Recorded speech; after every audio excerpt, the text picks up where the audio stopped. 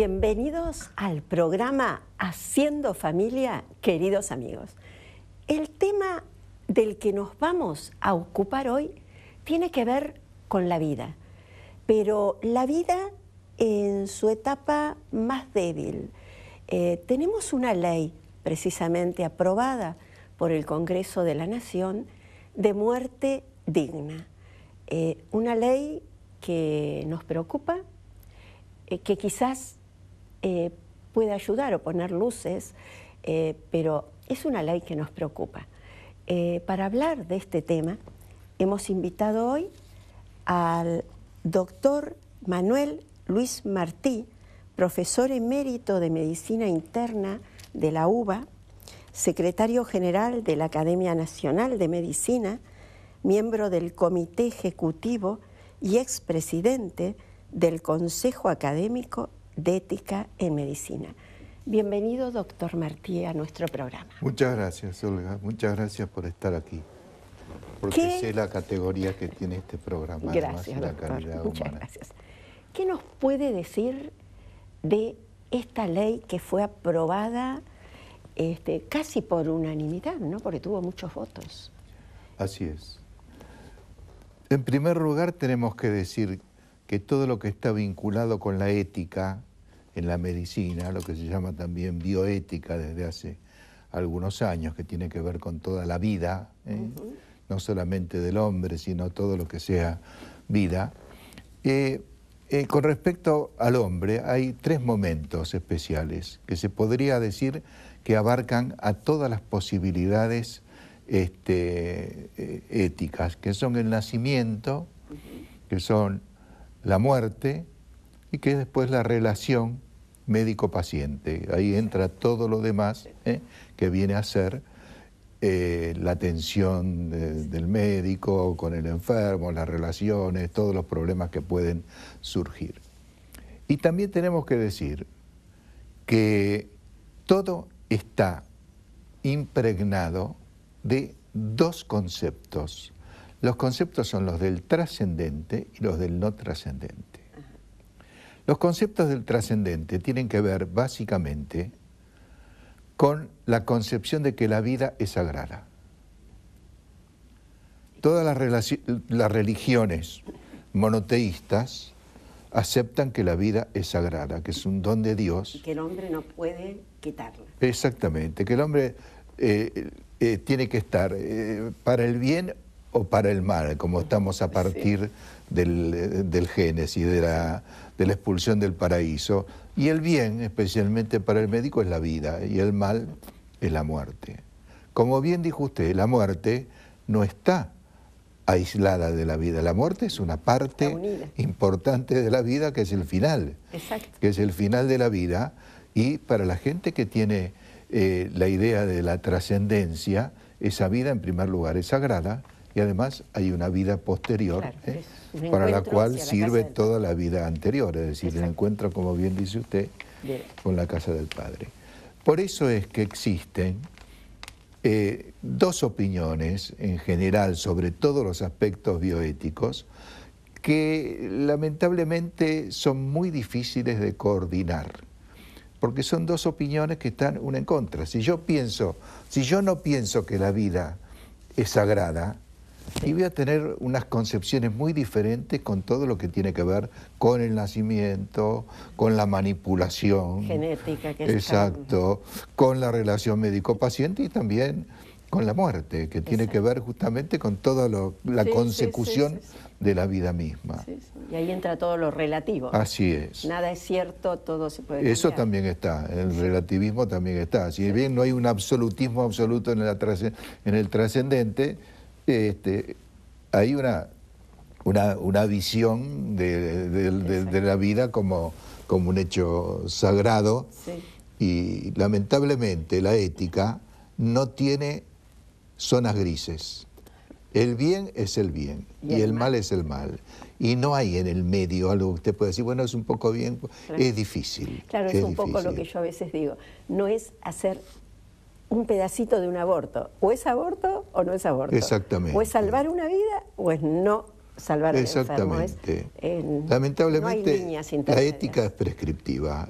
Digo lamentablemente porque hay mucha gente que piensa, bueno, esto aquí es así, en otro lugar. No, la ética lamentablemente señala, esto es lo que está bien y esto es lo que está mal. Y es así nomás. Y sí, es así nomás. Ya desde el principio, porque fíjese usted que en el Génesis, en el libro de Génesis, cuando los echan del paraíso al hombre, que le da la característica humana, cuando van a ver el árbol del bien y del mal, cuando conocen el mal en realidad. Exacto, exacto. Y para nosotros el mal es el mal y el bien es el bien, y el bien es la vida sino por y la el mal. desobediencia. Exactamente. O sea, y los médicos tenemos una obligación, eso sí, absoluta, de luchar por la vida. ¿Se sigue haciendo el juramento hipocrático? Así es, se sigue haciendo, tiene 25 siglos. Y ahí tenemos que la vida comienza mucho antes del nacimiento y además que hay que luchar para mantenerla, hay que luchar para mantener la vida. Eso no quiere decir que haya que encarnizarse, ni muchísimo menos, pero... ¿Qué es el encarnizamiento terapéutico, doctor? Bueno, el encarnizamiento terapéutico se le dice así a la intensificación de medidas de tratamiento que no sirven para que el individuo pueda superar una situación dada. Claro. Básicamente una persona que muere, tenerla intubada permanentemente, tenerla con sueros, con sondas nasogástricas, cuando se sabe perfectamente que ese individuo no puede no puede sobrevivir a eso.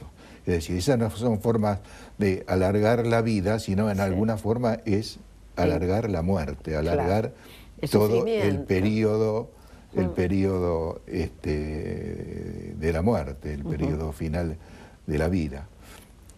Y con respecto a los cuidados ordinarios y los extraordinarios, ¿qué podemos decir? Bueno, eso es importante de tenerlo presente porque en esta ley hay, en primer lugar, la ley es buena en el sentido que marca mucho la autonomía del paciente y la relación que tiene el médico con el enfermo y con la familia del enfermo. Eso es importante. Es importante. Porque si no, uno a veces por ahí se siente mal porque pareciera que no lo escucharan. Así que es. El paciente fuera y que los únicos que supieran de la enfermedad fueran los médicos. Así es. Y los pacientes aportan Exacto. cómo se siente, no es bueno. aportan un montón de cosas que pueden ser útiles para el médico. Lo que se llama consentimiento o consentimiento informado. Eso. Lo que ocurre es que una persona que está en trance de morir o con dolor y demás, puede tener alteraciones de su voluntad y de su psiquismo. Sí. ¿Y entonces ahí? Entonces es cuando el paciente pide la muerte, por ejemplo. Además pide la muerte a lo mejor porque le está doliendo una muela. Es decir, que hay cosas, por decirlo con una forma exagerada, hay cosas que tiene que tener el médico el criterio suficiente para saber qué es lo que está ocurriendo. El consentimiento informado viene fundamentalmente con las indicaciones previas que puede hacer el enfermo, que lo mejor es que las haga por escrito, diciendo que él no quiere nada extraordinario. ¿Qué es lo ordinario y qué es lo extraordinario? Lo ordinario es lo que va a servir para la consecución de la vida y fundamentalmente para quitar el sufrimiento al paciente. Los calmantes, todas Exactamente, los analgésicos, los sedantes. Y lo extraordinario es todo lo que puede ser superfluo o excesivo. ¿Cómo ser? Bueno, en la ley, por ejemplo, se considera extraordinario la hidratación y la alimentación.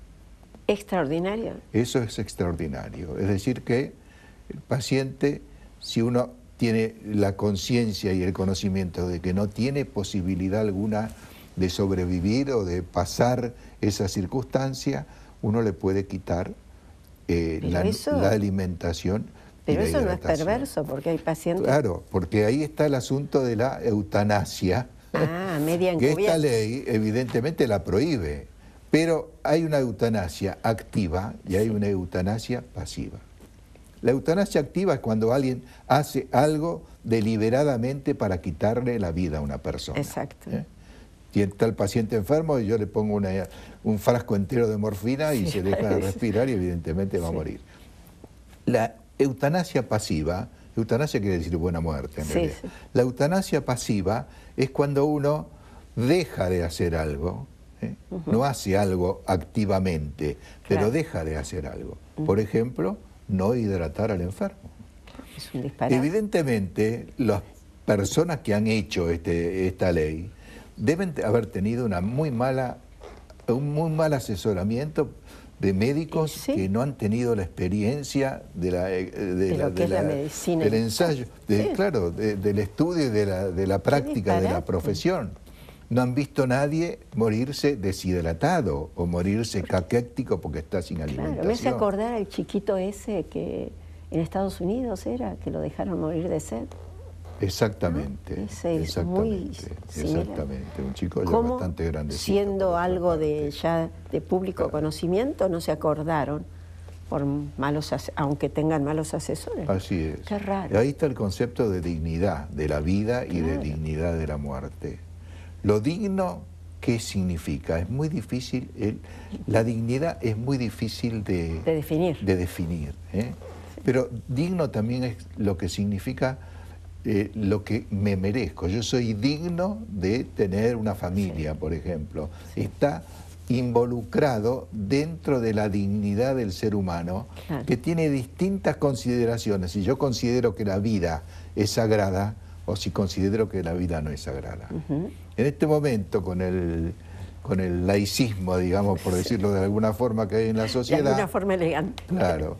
Se piensa muchas veces que hay una dignidad también por el hecho de la vida y nada más que de la vida. Es una forma también de pensar que no está en contra de nada, pero tampoco está a favor de la sacralidad de la vida. Porque yo pienso que la vida no es sagrada, lo voy a manejar distinto completamente todo. Exacto.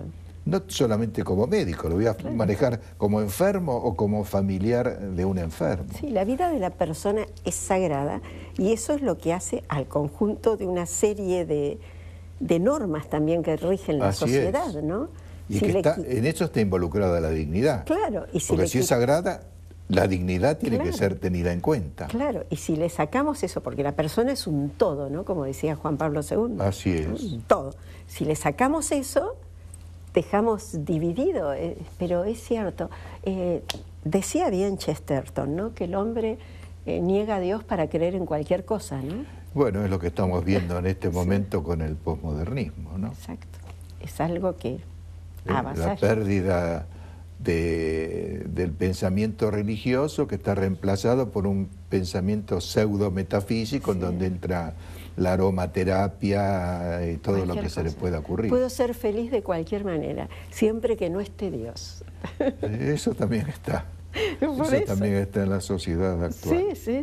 Eso también está en la sociedad actual. Y también está esa gran depresión y esa gran soledad del hombre que no se encuentra a sí mismo, porque es muy difícil vivir sin un límite, sin un apoyo, ¿no? Así es. Se debe ser difícil. Bueno, usted como escritor lo sabe. Bueno, es muy peligroso legislar sobre la muerte. Es muy peligroso, especialmente en los países como los nuestros.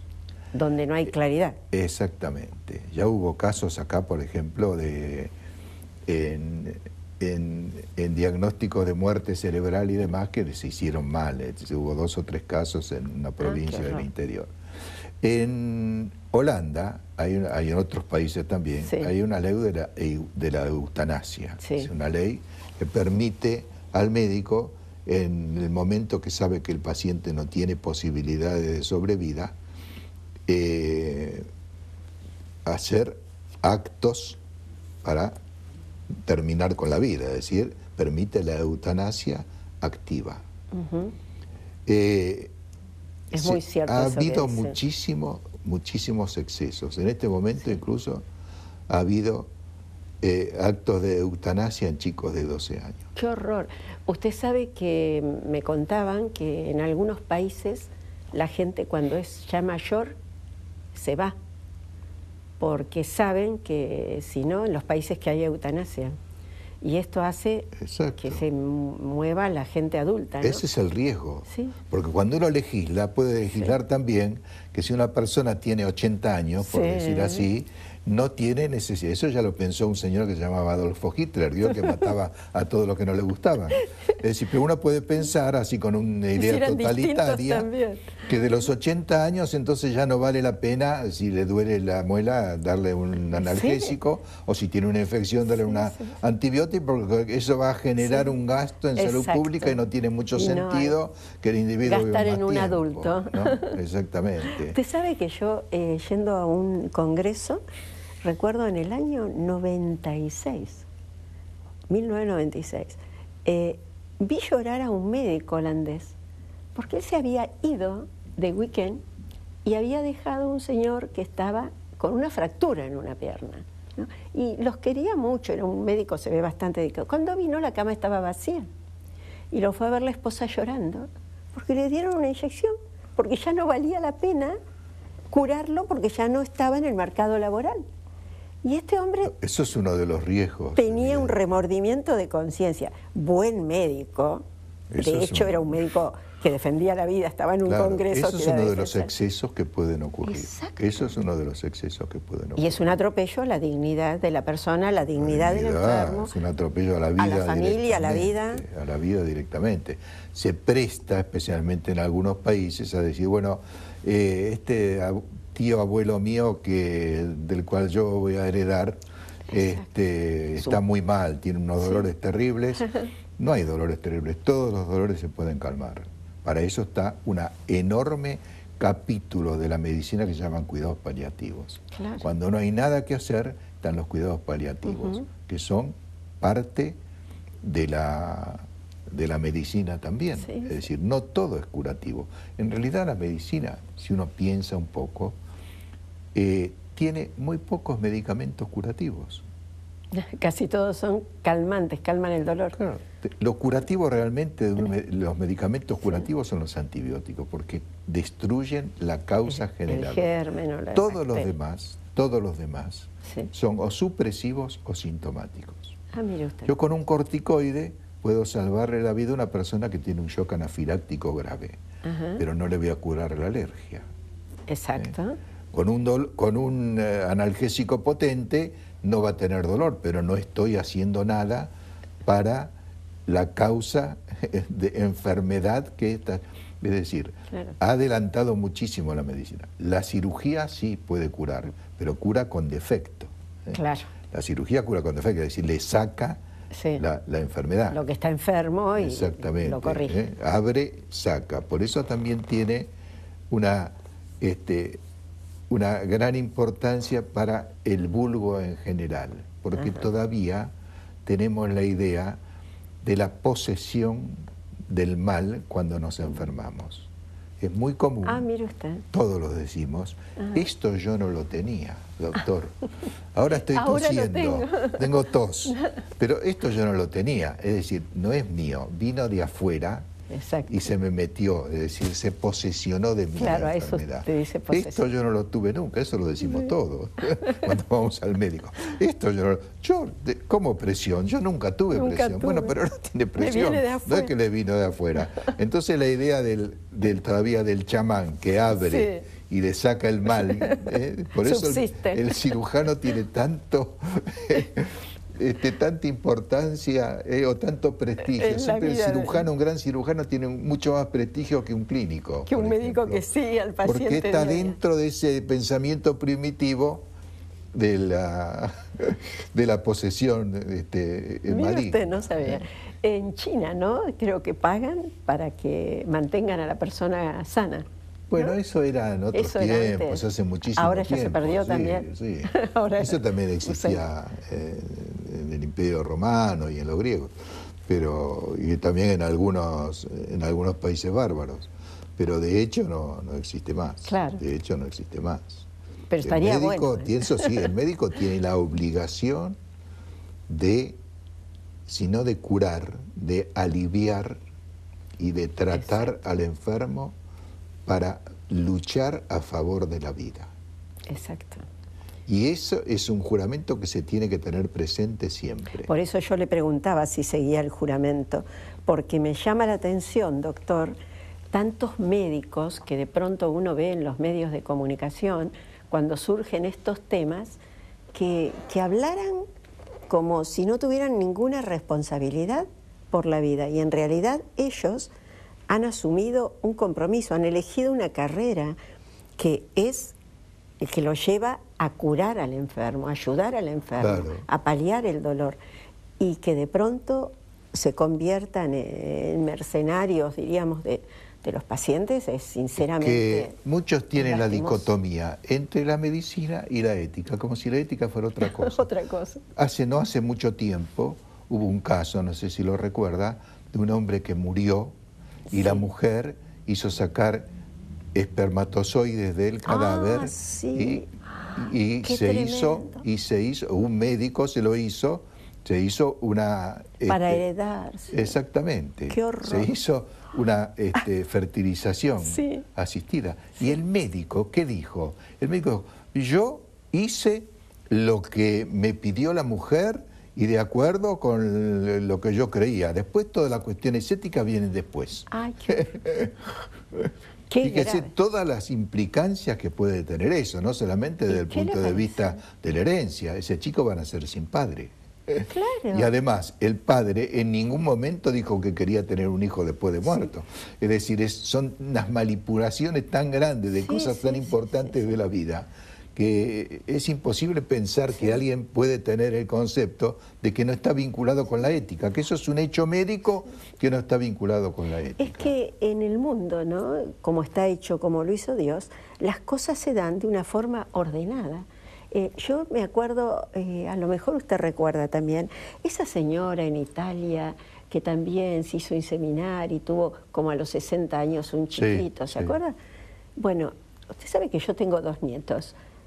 Mi postura con mis nietos y mi cansancio después de tenerlos un rato no es el mismo que cuando tenía 30 años, y a usted, señora, le debe pasar también. Uno como que no está, ya no está en el tren. Por supuesto. Está para mimarlos, tenerlos un rato, acompañarlos. Y además... Pero un chiquito que viene, que va, que se sube, que toca, que mira... Que es por normal. una ley natural, ese chico se va a quedar sin madre de muy joven, Exacto. Cuando a lo mejor la necesita. Exacto. Esas atrocidades que cuando no se contempla lo que es la ética, se hacen, porque la ciencia avanzó mucho. Con el otro problema que se nos viene encima, que es la modificación del Código Civil. Esta posibilidad de sacar espermatozoides de un muerto está considerada. Está considerada y no se corrigió, no se revió no, eso. Por el momento todavía no tenemos nada, digamos, absoluto, pero por el momento está considerado eso. Qué horror. Doctor, me gustaría que diéramos así un pantallazo. ¿Cuándo es que una persona se la considera que está muerta propiamente, ¿no? Bueno, ahí sí que hay diferentes conceptos. Sí. Cuando yo me recibí, y durante toda la historia además, ¿cómo era una persona cuando moría? Cuando se paraba de respirar y cuando se paraba de latir el corazón. Es decir, cuando dejaba de latir el corazón, se dejaba de respirar. Entonces íbamos, comprobábamos si respiraba, veíamos que no tenía latidos y decía, este señor que está muerto. A partir de los trasplantes de órganos, que son unas cosas muy buenas, el criterio de la muerte fue el criterio de la muerte cerebral. Ah, se cambió el corazón y la respiración. Claro, la muerte cerebral se considera, con varias pruebas que se hacen, que tiene que tener el electroencefalograma plano repetidamente, se considera entonces que el individuo está muerto. Lo que cambió todo es la intubación y la ventilación artificial. Porque entonces un individuo que tiene un encefalograma plano y yo le pongo un respirador y lo mantengo respirando, no puedo decir que está muerto, estrictamente con el criterio biológico que yo tenía cuando me recibí de médico, o que se tenía durante toda la historia. En este momento se ha modificado el criterio de diagnóstico de muerte, evidentemente con una con un fin altruista, con un fin bueno. Pero de hecho, el sacar un tubo de respiración artificial es una cosa muy difícil. Es una cosa muy difícil. De todas formas, se está haciendo, está aceptado, pero aunque esté aceptado y demás, le aviso que no es algo fácil determinar. ¿Por qué? Porque el médico no tiene la potestad de la vida y de la muerte. Muy bien. Clarísimo, doctor. Muchísimas gracias. A usted. Nos ha puesto luz en este tema. Y queridos amigos, como siempre digo, lo mejor que podemos brindar a los enfermos es respetar sus tiempos, ayudarlos, acompañarlos, protegerlos. Cuando estamos enfermos, estamos pasando una etapa de debilidad en nuestra vida. Y qué más lindo, qué mejor que una familia que acoja a ese enfermo y lo trate como uno más, con mucho cariño. A veces simplemente puede bastar tenerle la mano, acariciarle la mano. Y con eso le estamos dando una gran solución a su mundo interior. Será hasta el próximo programa, si Dios quiere.